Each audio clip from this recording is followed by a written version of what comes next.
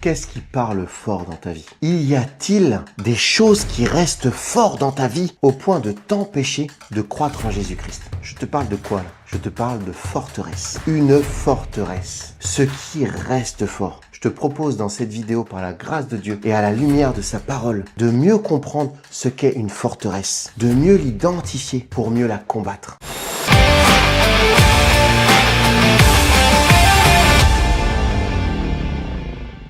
Bienvenue sur la chaîne Focus, dans les profondeurs. Tu es dans la série thématique des mots pour contredire des mots et aujourd'hui nous mettons le focus sur le mot forteresse. Combien de chrétiens sont bloqués, freinés, attaqués à cause de forteresses intérieures? Je te propose qu'on traite cette question en 3 points. Le point numéro 1, c'est qu'est-ce que la parole de Dieu nous dit sur les forteresses. Le point numéro 2, c'est comment Satan s'y prend pour les construire. Et le point numéro 3, c'est comment on peut les combattre. D'ores et déjà, je t'invite à rester tout au long de cette vidéo. Je le crois, tu vas être guéri, délivré. Et tu restes même encore après la vidéo, je te proposerai un temps bonus avec un outil pratico-pratique, pragmatique pour aller contredire les forteresses du mieux de toi. C'est parti. Point numéro 1, qu'est-ce que la parole dit sur les forteresses?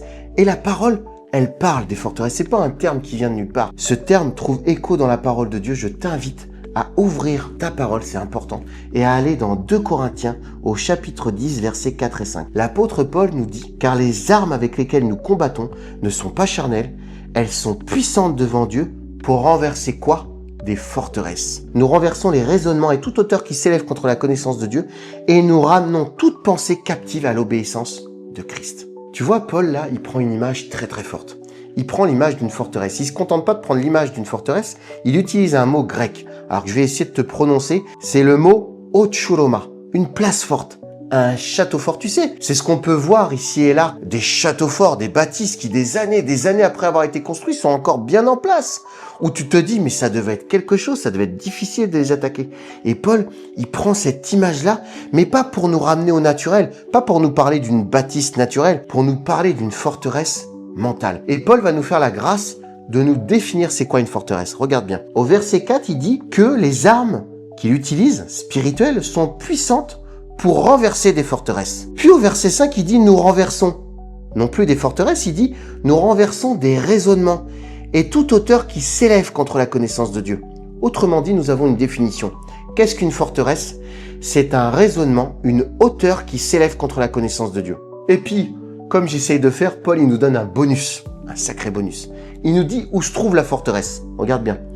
Nous amenons toute pensée captive à l'obéissance de Christ. Et oui, la forteresse intérieure, elle prend forme dans tes pensées. C'est là où se trouve la forteresse. Et nous avons donc, à la lecture de la parole de Dieu, ce qu'est une forteresse, la définition d'une forteresse et même l'endroit où elle s'érige. Maintenant, point numéro 2, voyons comment Satan s'y prend pour construire une forteresse. Tu sais, avant toute chose, j'aimerais te dire que Satan est un imitateur. Pourquoi ? Parce que Dieu aussi est une forteresse dans nos vies. Le roi David le disait très bien dans le psaume 18.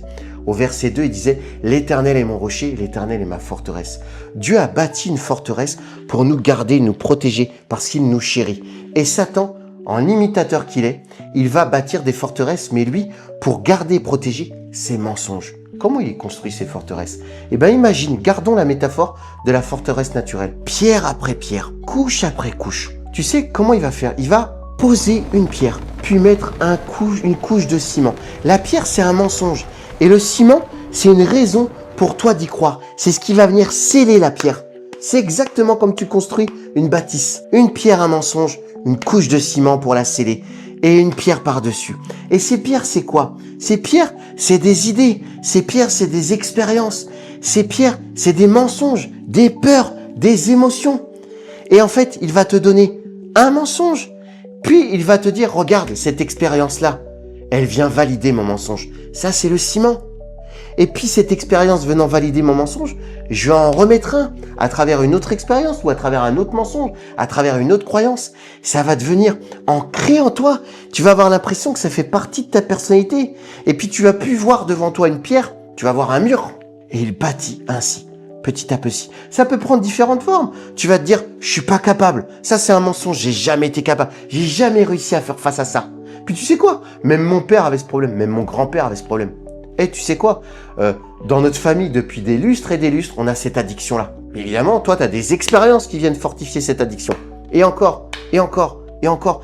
Et tu te dis, je ne m'en sortirai jamais. Ça fait partie de ma vie. Le mur, il s'épaissit. Il prend de la consistance en toi. C'est comme ça que se bâtit une forteresse. Et ça, il faut le comprendre. Satan agit pierre après pierre. Une semence, et une semence, et une semence. Et il utilise tout ce qu'il peut utiliser pour venir renforcer cette forteresse à travers des expériences, et ça devient des schémas. Ça devient des raisonnements ancrés en toi. Tu penses toujours comme ça. Tu réagis toujours comme ça. Tu agis toujours comme ça. Une forteresse. Et j'ai envie de te dire que ces forteresses, contrairement à ce que veut te faire croire Satan, elles ne sont pas imprenables. Et j'en viens au point numéro 3. Comment on détruit ces forteresses? J'ai envie de te dire déjà qu'on détruit ces forteresses en comprenant, en identifiant la forteresse. Tu l'as vu tout à l'heure. Il faut que tu arrives à identifier tous ces raisonnements qui sont quoi? Qui sont des raisonnements qui s'élèvent contre la connaissance de Dieu. Alors ta première arme, c'est la parole de Dieu.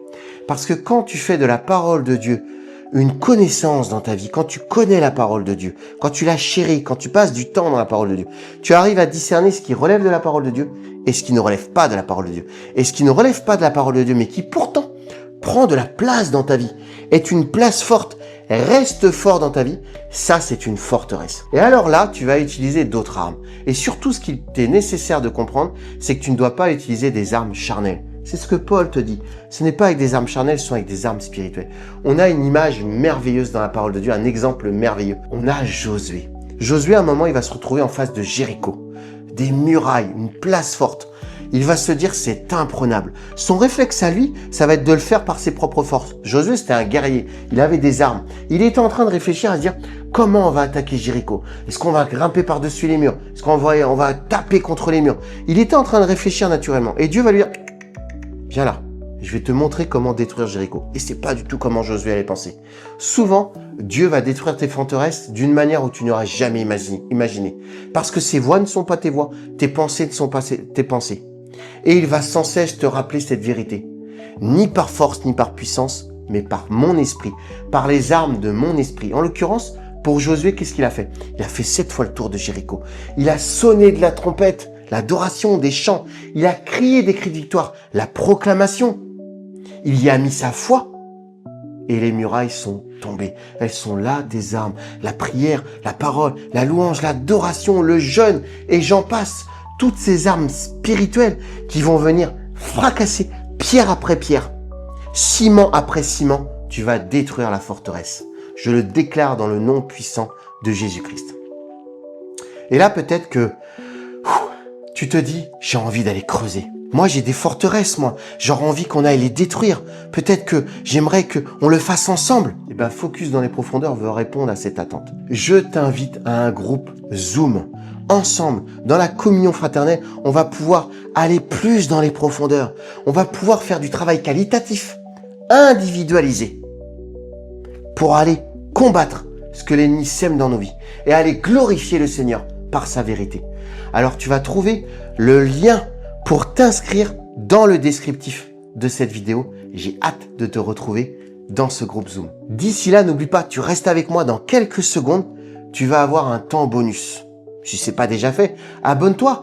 On a eu la grâce de Dieu de pouvoir te partager plusieurs vidéos, l'ADN de Focus. Je suis sûr que tu peux être béni. Et puis si ce n'est pas déjà fait, commente. Que nous puissions avoir ton expérience, tes témoignages. Nous prendrons plaisir à te lire et à te répondre par la grâce de Dieu. J'ai envie de terminer par une prière. Et je vais m'inspirer de Paul pour prier avec toi. Ô Seigneur, oui, nous renversons tout raisonnement et toute hauteur qui s'élève contre ta connaissance.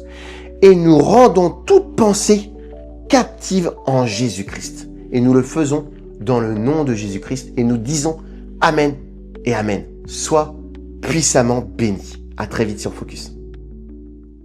Tu as bien fait de rester dans ce temps bonus qui fait suite à la vidéo sur les forteresses. Voilà ce que je te propose. Quand tu es face à une forteresse, reste fort. Et quand on veut rester fort en Jésus-Christ, il nous faut être faible. Car c'est quand je suis faible que je suis fort. L'ennemi numéro 1 qu'on a quand on veut combattre une forteresse, c'est de faire par nos propres forces. Je suis sûr que face à tes forteresses, tu as crié, tu as pleuré, tu t'es battu, tu étais saturé d'attaques. Et tu les contredisais, tu essayais. Et ça marchait peut-être 2-3 minutes et après ça revenait et tu n'en pouvais plus. Pourquoi ?